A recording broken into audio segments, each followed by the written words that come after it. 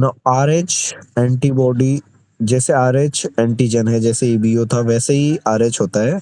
हम लोग बोलते हैं हमारा ब्लड ग्रुप बी पॉजिटिव है, तो B stand for ABO blood grouping.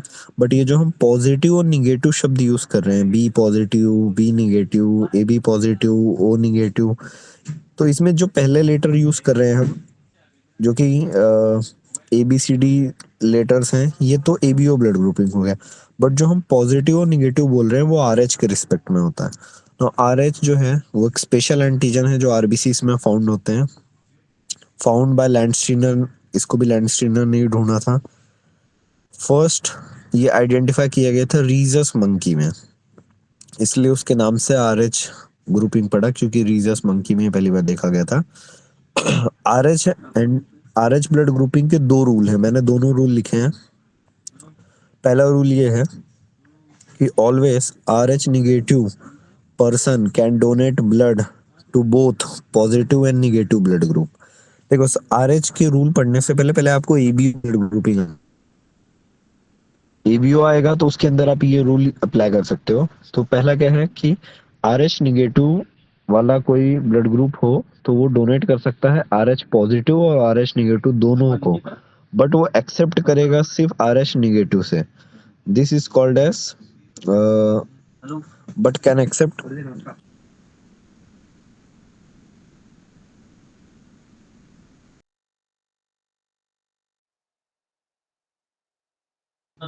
So now पहला रूल था always Rh negative can donate blood to both Rh positive and Rh negative, but can accept blood only from Rh negative blood group. Now in the case 2, Rh positive blood group can accept from both negative and positive but can donate only to blood group positive. जो कि मैंने एक short में नीचे table बनाया है, देखो अगर आरएच पॉजिटिव ब्लड ग्रुप है तो वो डोनेट करेगा सिर्फ पॉजिटिव को और रिसीव करेगा दोनों से, पॉजिटिव और निगेटिव। पर आरएच निगेटिव ब्लड ग्रुप हो कोई तो वो डोनेट करेगा आरएच पॉजिटिव और निगेटिव दोनों को, बट एक्सेप्ट करेगा सिर्फ निगेटिव से। तो मैंने एक क्वेश्चन दिया, आप नीचे देखो, a person with blood group B negative wants to donate his blood, find out the blood group he can donate as well accept. अब हमने बी के अंदर ऊपर टेबल में एबीओ में देखा था कि बी डोनेट करेगा बी को और एबी को, वेरस रिसीव करेगा बी और ओ से। तो मैंने वहां पे अलग से लिखा है, बी डोनेट करेगा बी और ए बी को एंड रिसीव करेगा एक्सेप्ट के नीचे एरो डाल के बी और ओ से। अब हमें प्लस और माइनस लगाना है। तो मैंने क्या बोला, जो ब्लड ग्रुप इसमें गिवन हो, इसमें जो हमारा पेशेंट है उसका बी निगेटिव दिया है और ऊपर जो टेबल है आरएच का उसमें निगेटिव वाला देखो किसको ब्लड दे सकता है, निगेटिव वाला प्लस और माइनस दोनों को डोनेट कर सकता है। इसका मतलब यहाँ पे डोनेशन हमने पहले एबीओ से लिया कि बी किसको डोनेट करेगा, बी और एबी को। अब उसमें से फॉर्मूला लगा देना है। तो निगेटिव वाला किसको डोनेट कर सकता है, पॉजिटिव निगेटिव दोनों को, तो मतलब वो बी पॉजिटिव को भी डोनेट करेगा, बी निगेटिव को भी डोनेट करेगा। सिमिलरली ए बी पॉजिटिव भी डोनेट कर सकता है, ए बी निगेटिव भी। पहले एबीओ ब्लड ग्रुप का लॉजिक लगाना है। एबीओ ब्लड ग्रुप का लॉजिक क्या है, बी किसको ब्लड दे सकता है, तो बी वाला बी को दे सकता है और ए बी को। अब बी पॉजिटिव को देगा या बी निगेटिव को, वो देखने के लिए ऊपर वाला जो टेबल दिख रहा है आपके स्क्रीन पे वो वाला फॉर्मूला यूज करना है। यहाँ पे पेशेंट जो हमें दिया है वो बी निगेटिव है, तो बी निगेटिव, तो निगेटिव वाला किसको डोनेट कर सकता है, वहां लिखा है प्लस और माइनस, तो मतलब बी पॉजिटिव और बी निगेटिव दोनों को बी निगेटिव वाला ब्लड ग्रुप दे सकता है, और ए बी पॉजिटिव और ए बी निगेटिव दोनों को। वेरस एक्सेप्ट में ऊपर लिखा है कि सिर्फ निगेटिव से रिसीव करेगा निगेटिव वाला, जो कि सेकंड है टेबल में। तो मैं हमने देखा ब्लड ग्रुपिंग में एबीओ में कि बी वाला जो है वो सिर्फ बी और ओ से एक्सेप्ट कर सकता है। अब उसमें पॉजिटिव या निगेटिव, तो ऊपर के टेबल में हमने देख लिया कि सिर्फ निगेटिव से एक्सेप्ट कर सकता है। तो बी वाला बी निगेटिव और ओ निगेटिव से एक्सेप्ट कर सकता है। कौन सा ब्लड ग्रुप, बी निगेटिव। अगर यही केस में मान लो हमें एक एग्जांपल लेके चलें कि यहाँ पे गलती से ए दिया होता, ए पॉजिटिव किसको डोनेट करेगा, किसको एक्सेप्ट करेगा। तो ए पॉजिटिव से पहले आपको लॉजिक लगाना है एबीओ का। एबीओ में हमें पता है कि ए वाला किसको डोनेट करता है, ए और ए बी को। अब इसमें ए पॉजिटिव को डोनेट करेगा ए निगेटिव को, या ए बी पॉजिटिव या ए बी निगेटिव, ये फाइंड करने के लिए हमें से ये वाला फॉर्मूला लगाना पड़ेगा। तो ए पॉजिटिव का पेशेंट है, पॉजिटिव किसको डोनेट करता है, सिर्फ पॉजिटिव को। और अकॉर्डिंगली हमने एबीओ ब्लड ग्रुपिंग से देख लिया कि ए किसको डोनेट कर सकता है, ए को और ए बी को।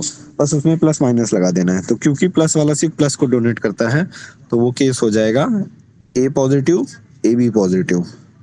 ठीक है, अब नीचे की तरफ आते हैं। न्यू कॉन्सेप्ट है एरिथ्रोब्लास्टोसिस फिटालिस। ये उसी कॉन्सेप्ट पे बेस है जो अभी हमने आरएच के लिए पढ़ा कि निगेटिव वाला पॉजिटिव के खिलाफ एंटीबॉडी बनाएगा, क्योंकि निगेटिव वाला ब्लड ग्रुप हमेशा सिर्फ निगेटिव से रिसीव कर सकता है, पॉजिटिव से नहीं। सेम क्वेश्चन है कि मान लो अगर कोई फीमेल है, उसका ब्लड ग्रुप निगेटिव है, या निगेटिव मतलब कोई भी निगेटिव, आरएच निगेटिव होना चाहिए सिर्फ। आरएच निगेटिव मतलब उसके पास आरएच एंटीजन नहीं है, तो वो ए निगेटिव हो सकती है, बी निगेटिव हो सकती है, ओ निगेटिव हो सकती है एंड ए बी निगेटिव हो सकती है। ओके, चारों केस में अगर फीमेल आरएच निगेटिव है, कोई भी ब्लड ग्रुप हो, बस वो निगेटिव होना चाहिए। तो अगर वो फर्स्ट टाइम प्रेग्नेंट है, तो उस केस में जो उसका फर्स्ट बेबी होगा, ड्यूरिंग द डिलीवरी जब प्लेसेंटा हम बाहर निकालते हैं, तो बेबी के कुछ सेल्स मम्मी के टिश्यू के साथ, यूट्राइन टिश्यूज के साथ कांटेक्ट में आते हैं, एंड एट दैट टाइम बच्चा जब डिलीवर हो जाता है, बट उसके जो सेल्स अंदर पड़े हैं मम्मी के यूट्रस में, उसके खिलाफ एंटीबॉडीज बना दी जाती हैं मम्मी के मैक्रोफेज और न्यूट्रोफिल्स के थ्रू।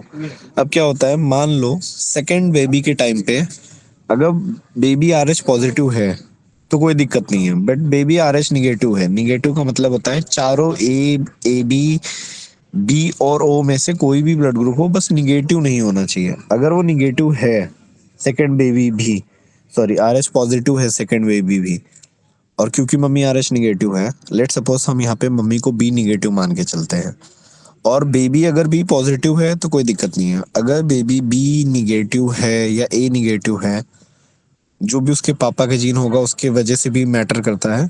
बट अगर बेबी बी निगेटिव आया सेकेंड चाइल्ड, तो क्या होता है, पहली बार तो बच्चे को कुछ नहीं होता था, पर during the parturition blood cells वहां रह गए थे, तो मम्मी ने एंटीबॉडी बना ली थी। अब सेकेंड बेबी के टाइम वो एंटीबॉडी प्लेसेंटा को क्रॉस करके, प्लेसेंटा क्या होता है, मम्मी और बच्चे के बीच का बैरियर, उसको क्रॉस करके, वो आप 12th में पढ़ोगे, उसको क्रॉस करके मम्मी के एंटीबॉडीज या मोनोसाइट्स या आईजीजी एंटीबॉडीज, जो अभी हमने ऊपर पढ़ा WBCs में, बी लिम्फोसाइट में, वो प्लेसेंटा को क्रॉस करके बेबी के सेल्स को मारने लगते हैं, जिसकी वजह से हाइपोक्सिया से, due to lack of oxygen, baby की डेथ हो जाती है। Similarly third third time female pregnant होगी, अगेन बी, अगर वो आरएच पॉजिटिव बच्चा है तो कोई दिक्कत नहीं है, पर अगर वो आरएच निगेटिव चाइल्ड होगा तो फिर से यही सेम चीज होगा। तो ये जो केस है ये सिर्फ तब होगा जब मम्मी निगेटिव हो, आरएच निगेटिव, एंड बेबी भी आरएच निगेटिव हो। एशिया में सिर्फ 3% पॉपुलेशन निगेटिव है, वरना सभी लोग पॉजिटिव ब्लड ग्रुप के होते हैं। So we can read here, if the mother is Rh negative and the baby is Rh positive, only at that time the abort disease is possible. In these, during parturition, जब labour pain होता है, जब baby बाहर आने वाला होता है, that is parturition, few fetal RBCs comes in contact with maternal, leading to formation of antibodies against it. The first baby normal होगा at the time, but second time अगर बेबी फिर से आरएच पॉजिटिव हुआ, तो mummy का IgG antibodies जो B lymphocytes बनाते हैं, वो प्लेसेंटा को क्रॉस करते हैं, बेबी के एरिथ्रोब्लास्ट या आरबीसीज को मारने लगते हैं, जिसकी वजह से जॉन्डिस और हाइपोक्सिया हो जाता है। हाइपोक्सिया मतलब,